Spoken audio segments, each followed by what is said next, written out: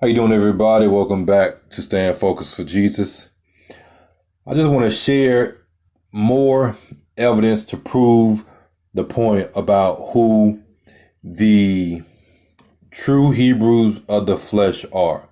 But these are things that are pertinent in the end times that we are in, especially with the amount of false doctrine out there, especially with the amount of people that continue to support the state of Israel, which has no true biblical basis in regards to Israel coming back into the land. So, with as many people that there are supporting the state of Israel, I believe I have that much more right to give the evidence to support and show that the state of Israel is not biblical in regards to um, Israel becoming a nation. Now, it is biblical in regards to, what the word says. This fake state of Israel, the synagogue of Satan, which I know it goes deeper than that. It does not only include um, um, what we call today as the state of Israel, but also there are other branches that make up the tree. Ultimately, it boils down to Satan declaring himself as God, and everybody that attaches themselves to that tree, the tree of Satan, the tree of Satan's knowledge, they would be a part of the synagogue of Satan, proclaiming themselves to be God's people when they are not. Because we know that the Father sent the Son, the Lord Jesus Christ, in whom, he came from the lineage, from the lineage of Israel. We have Jews who are Jews physically and also Jews inwardly. Then we have grafted in Gentiles, Gentiles of the flesh who are grafted in, and they are therefore Jews inwardly, grafted into the tree, the natural tree. So if you are a grafted in Gentile watching this video, you should be upset about the lies that are being told too, because this affects you because they're lying against your God. If you are grafted in, you serve the same God that I do, the God of Abraham, Isaac, and Jacob. So I just want to say that before I get into this. It was on my heart to say that. And the crazy thing is, some of the stuff I do look for if I'm doing a specific topic, but a lot of the stuff I'm not looking for it. Now, as you see on my screen, on my Amazon Prime video, I came across this and I said, okay, this is pretty cool. It seems pretty cool. I check it out. I like to check out different documentaries and stuff like that, because that's where you get little nuggets and everything. And so I added it to my list. And as you see, it's titled King Leopold's Ghost. And this is based off a book that you can go download or you can go buy. It's not that expensive. And so I added it to my list and I said I was going to watch it. And if you have Amazon Prime, then you can watch it for free on YouTube. You can rent it for $3.99.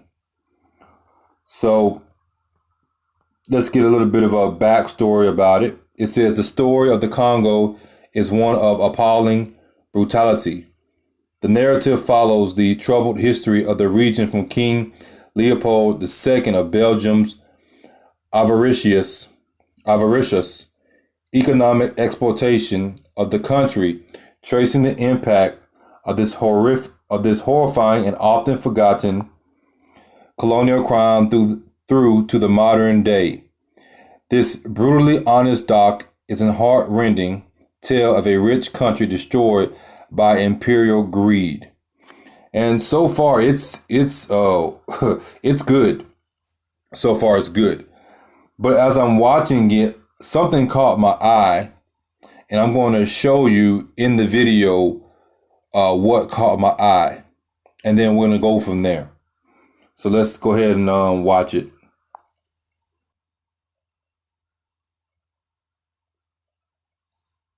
The new Congo flag was with the gold star, symbolizing the light of civilization in the darkness of Africa, held sway over the lands of 450 Congo Basin chiefs, a territory 76 times the size of Belgium.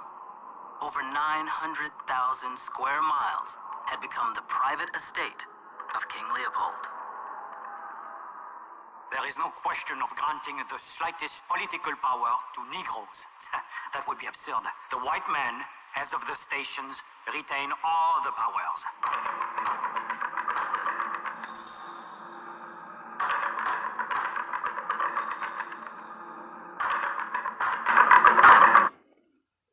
Do you see these guys right here? This is one thing that I want to mention. You see the officer on the left hand side, and you see the black guys with the red hat. That's what you call the Fez hat. These are your Moors. These are your Moors. These are the ones that were selling out their brothers and sisters. That was selling us out for this devil. King Leopold was a straight up devil. There's no arguing about that. He was worse than Hitler, and that's historical fact. So when I'm saying that, I'm not, talking, oh, the white man's a devil. You got black devils and you got white devils. But King Leopold was a straight up devil. Anybody that studies him, if you can support this man, then you're a devil too. But these guys right here with the Fez hat on, this is what we today in Islam. They wear these hats. In Islam, they wear these hats. They were there helping him. So King Leopold was guilty, but guess what? These dudes that were selling their brothers and sisters out to do these things, and they were helping to do these atrocities that he was doing, they're worse than King Leopold because they knew better. They knew better. They helped King Leopold do the things that he did. But let's continue forward.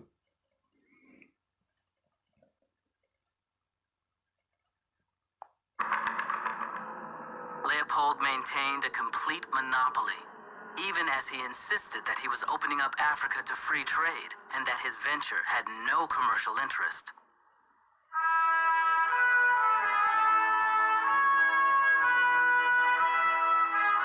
The 1880s in general were prosperous times for the United States, a time of accelerated productivity and national industrialization.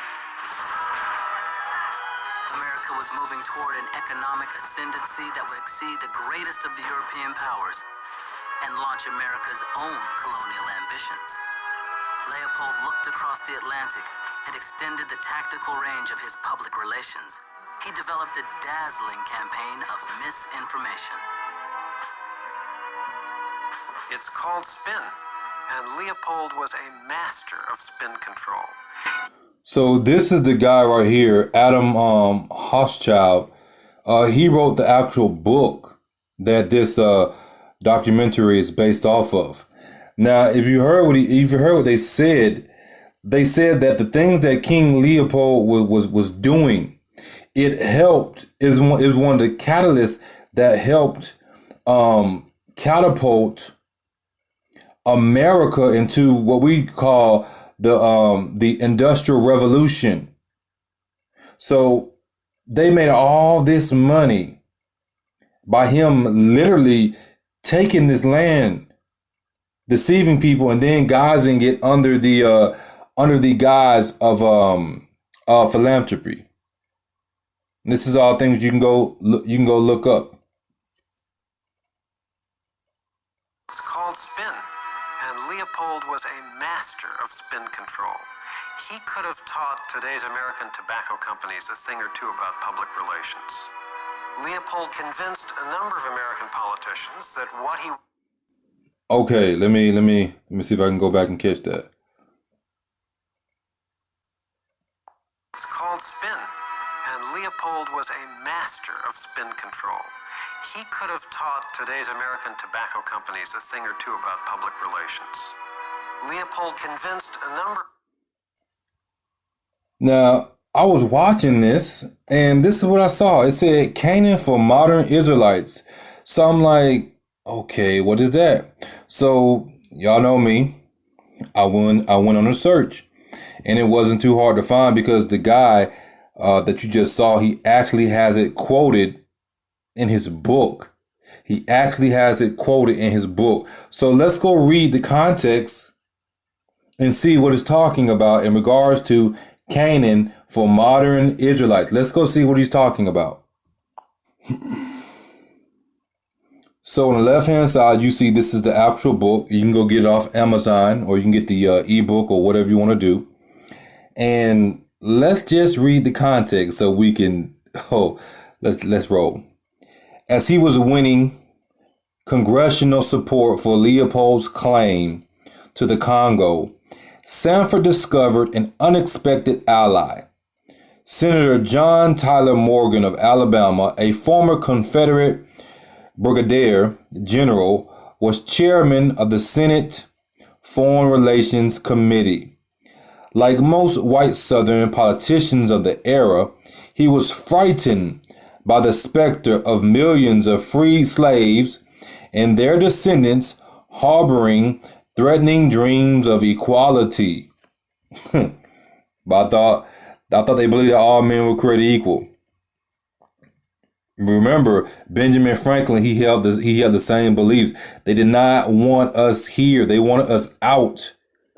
What they wanted to do was they wanted to act like they were sending us to Africa, but then they still wanted to control it.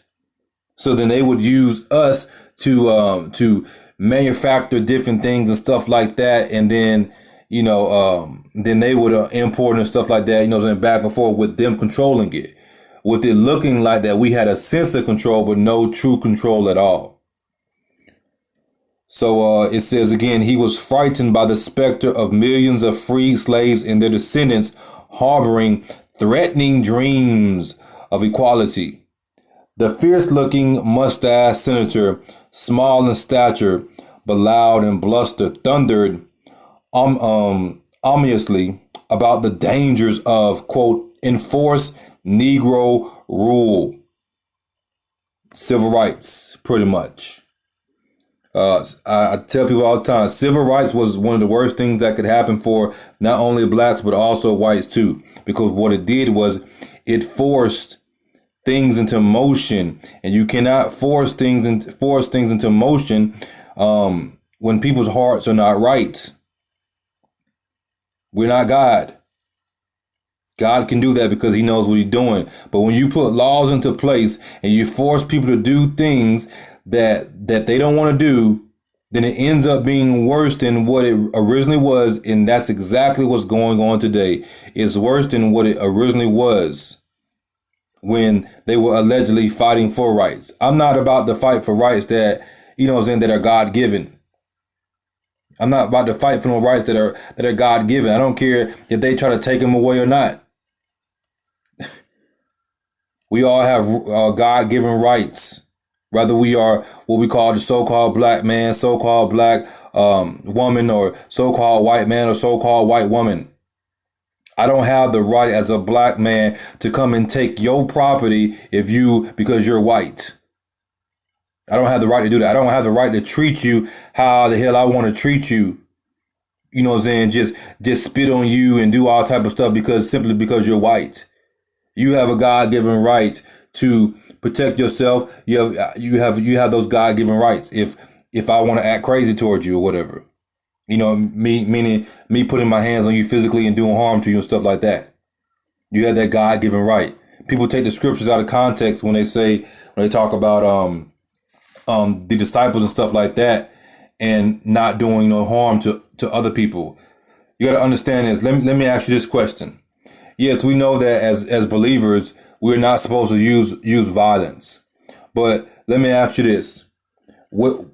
Let's judge righteously. Let's judge righteously for a second. What would you think about me if you found out that somebody bust into my house at night while my family was asleep, and they came in the room and they hit me in my face and they woke me up and they grabbed me and they said, we finna rape your wife right in front of you. And you found out that I didn't do anything about it. I didn't fight back. I just sat there and like, yeah, have at it. What would you think about me? You were most likely, to be honest, you would say that I'm a coward.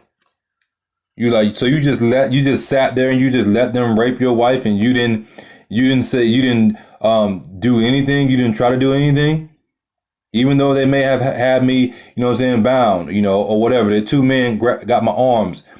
I'm not just gonna sit there and let somebody rape my wife. If they gonna get her, guess what? They gonna have to get her. They gonna have to go through me to get her. They're gonna take me out. It's just as simple as that. It's stupid to think that it's okay if somebody busts into my house for me to say, "Hey guys, come on, yeah, you can have your way with my wife, and you can just do whatever you want to with my son. Just throw him around the room, and then I'm just gonna sit there." And then we think that God is okay with that. That's foolish. We don't go out causing trouble. Now, I ain't telling you to go out and get guns and stuff like that. But guess what? If somebody busts up in my house talking about they finna do something to my wife, guess what? They probably want to kill me. Because I'm protecting my family. They're going to take me out. They're going to take all of us out. Because it ain't about to go down like that. Now, you know, God forbid that I ever had to be in a situation like that. But I brought this up because I want you to understand about these things. You have a right to protect yourself. That don't mean you go out, you know what I mean? You go out causing problems and stuff like that. That don't mean, you know what I'm saying, you get into somebody arguing with you and you arguing back with them and it gets to the point of physical fight. No, we ain't talking about something like that, because if somebody's arguing with you, whatever you see is about to get physical, then you have the power. You should have the knowledge and wisdom, understanding to diffuse it and get the hell up out of there. But if you in your house or somebody coming up in your house, you have every right to protect yourself. Protect your family. So I want y'all to understand these things. Because people will quote scripture and say that we're not supposed to do absolutely nothing. Y'all know dang well somebody's messing with your children or whatever, bust up in your house or something like that. You're not just going to sit there and not do nothing or say nothing. You're going to do something. So you got to understand, you know what I'm saying, there's a difference in regard to self-defense. Self-defense should be the last means, because majority of situations that we get into, that we end up having to use self-defense, we can diffuse them. But a situation where somebody busts up in your house or whatever the situation may be in that nature, ain't nothing you can really do about that. Ain't nothing you can do about that, you know? So if we continue reading, it says, we're going to pick up where it says the fierce looking right there. The fierce looking mustache senator, small in stature, but loud in bluster, thundered ominously about the dangers of enforced Negro rule as blacks were foisted into white families. So they wanted to put the blacks into these different white families so they could be taught the different things that the white families knew, pretty much, you know, indoctrinate them into the colonial way of life, where they might inflict a worse fate than death upon an innocent woman. Now listen to these people. This man is sitting here making the claim that, I don't want blacks foisted into these white families, forced segregation. Forced integration. I don't want this happen because these blacks, they might rape an innocent woman.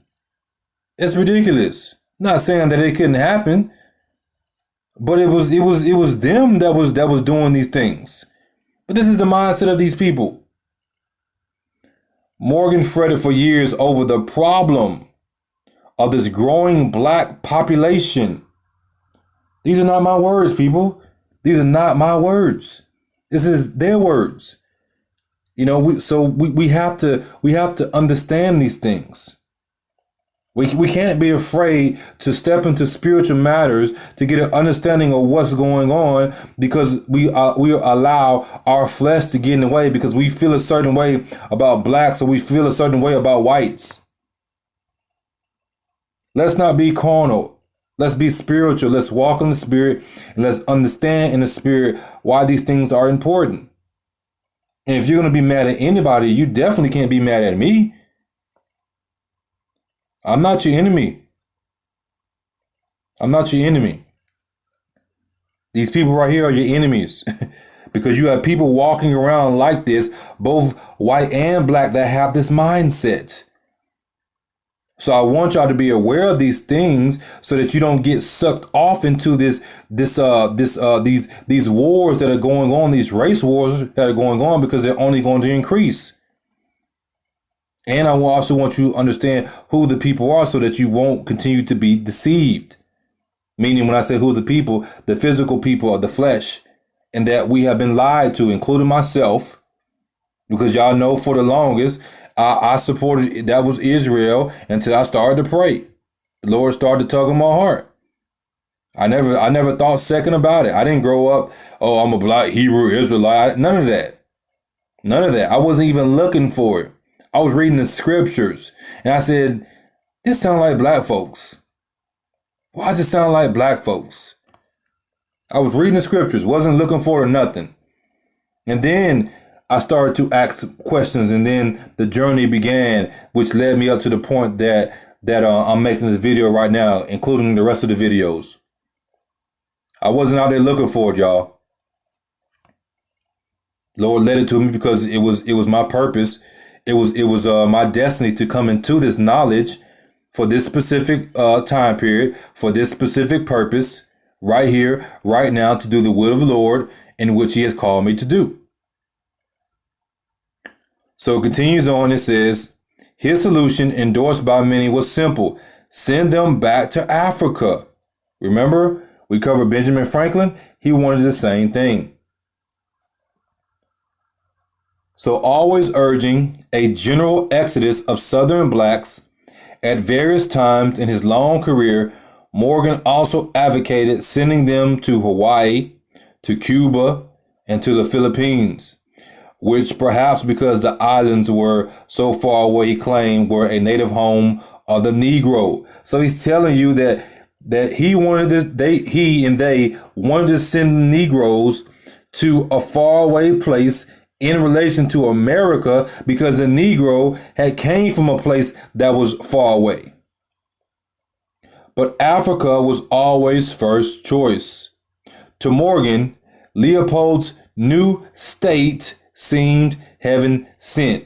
When he's talking about the new state of Leopold, he was talking about the Congo, because Leopold just took it over. He just took it over. Like, it's just, if you just read and if you go watch the video, it was just wicked what the dude did. The dude was worse than Hitler. The dude was worse than Hitler, and that's saying something, because Hitler was bad, but Hitler was more so a fall guy. He was a fall guy. Hitler was also a double agent, but that's for another video. It says, wouldn't this territory require manpower to develop? And wouldn't the Congolese be eager to trade with the United States if the Americans they met had the same skin color? See, let me read that one more time. And wouldn't the Congolese be eager to what? To trade money, money, money, money, all about the money, baby, with the United States if the Americans they met had the same skin color. So they wanted to bring the African Americans back to America. Back to Africa to establish a economy over there so they could do trade back and forth. These folks don't want to go to war. They want to make money. But if they have to go to war, then they will. It's all about the money. If they can use words and policies and laws to get what they want, then they will do it. But if they need to murder and commit genocide to do it, they'll do it too, because that's their first nature for a lot of them. Then it says, and couldn't the Congo become a market for the South's cotton surplus? It was all about money, politics. The South was looking for a way to export their products. That was really what the Civil War was about too. It was over money at the end of the day. It was over power, politics. So they wanted to ship the surplus of cotton to them so they could either make more products, get cheap labor, or sell stuff to them to make more money and jack the price up. Africa, he later said on the Senate floor, was prepared for the Negro as certainly as the Garden of Eden was prepared for Adam and Eve. I guess he might have been kind of ignorant in that because the Garden of Eden was located in Africa. But maybe he knew he was playing on words. So it continues on. It says, in the Congo Basin, we find the best type of the Negro race. And the American Negro can find here the field for his efforts. Here you go. Here you go a field for you, Negro, for your efforts. Sanford completely agreed. Although he was born in Connecticut, once he invested in the South, he quickly assimilated the send them back to Africa feelings of white businessmen there. Notice what? Businessmen. It was all about business, all about money, power. The Congo, now let's get to it now. The Congo could serve, he had said, as an outlet for the enterprise and ambition of our colored people in more congenial fields than politics. They didn't want the blacks getting involved in politics. They did not want them to do that. They didn't want them affecting their government because they didn't deem them worthy or fit to do that. So like send they butts back to Africa so they can explore their enterprise and their ambitions, and then we can control them from there. To the end of his life, he will promote this new Canaan for our modern Israelites, which could be the ground to draw the gathering electricity from that black cloud spreading over the southern states. Sanford and Morgan hit it off splendidly, and Morgan too began receiving crates of Florida oranges. Let me go back and read that again. To the end of his life, he will promote this new Canaan, this new promised land, this new Israel for our modern Israelites. So what's the context? He's talking about African Americans, slaves, sending them back to Africa, and he's calling them modern Israelites. Then he says again, which could be the ground to draw the gathering electricity from that black cloud spreading over the southern states. Meaning that this right here, if we do this, then it could be the power that we need to get these Negroes up out of our land, because we don't want them here. I want to read that one more time. To the end of his life, he will promote this new, quote, Canaan for our modern Israelites. Ain't no way around that. Ain't no way around that. Now, unless you're going to reject that, and you're going to reject the rest of the evidence, then Houston, we have a problem. And not in space. We have a problem here on earth. Because we have been taught, and people continue to believe that the people that are in the land now, that they are the physical Israelites, when the evidence is overwhelming. And here we have strong historical evidence. There's much been written about King Leopold. They tried to hide the fact about the different things he was doing and stuff like that, but it's too much evidence. And here it is quoted that he was promoting this new Canaan, this new Israel for our modern Israelites. Who was their modern Israelites they were talking about? The slaves that were in America, what we call African Americans. Boom, boom, boom. Case closed. With that being said, God bless each and every one of you in Jesus Christ's name. As always, Stay focused for Jesus. And as you know, truth is not debated. It is declared. Thank you for taking the time to watch this video.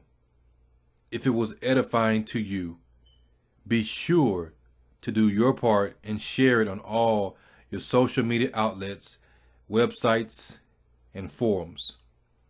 Your help is greatly appreciated to help fight this war and reach lost souls. Don't forget to like, dislike, and/or subscribe. Be sure to also check out our website, stayingfocusedforjesus.life.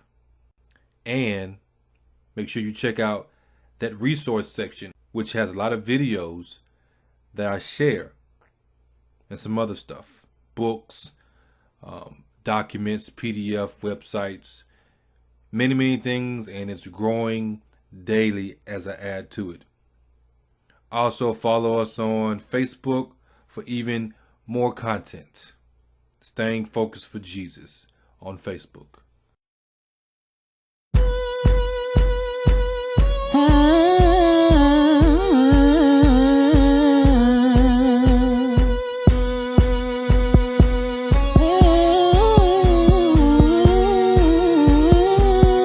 Squeeze it so tight, get the last drop, till there's nothing left, until we pass out. Keeping us around to clean up the mess and take the garbage out, but we'll be trash next. Create catastrophes to speed up the process. Depopulation, agenda, progress. News tell half-truths, hidden in plain sight. They know with it Kool-Aid, but gave us cyanide. They know we don't see it. They know you can't see it. What they've done to us. Open your eyes. Lemonade. Don't drink the Kool-Aid. It ain't safe for us. They made it so sweetly, so it will be easy to carry their plans out to lemonade. Lemonade. Don't drink the Kool-Aid. It ain't safe for us. Made it too easy while we're busy sleeping. They carry their plans out to lemonade. Voluntarily, they hold us hostage. Pay to receive fabricated knowledge. False education, standing ovation for my degree in indoctrination. Georgia Guidestones plainly tell us that they plan to eliminate us. Conspiracy theory, we see no dilemma as they quietly wipe out billions. They know we don't see it. They know you can't see it. They know what they done to us, taking us down. Lemonade. Don't drink the Kool-Aid. It ain't safe for us. They made it so sweetly, so it will be easy to carry their plans out to lemonade. Lemonade. Don't drink the Kool-Aid. It ain't safe for us. Made it too easy while we're busy sleeping. They carry their plans out to lemonade. Invisible ones behind the scenes, like Geppetto, pulling the strings. Master plan, dumb us all down. Eat what they feed us, try not to think. Carry on, nothing to see as they continue with their killing spree. We wasting time on trivial things.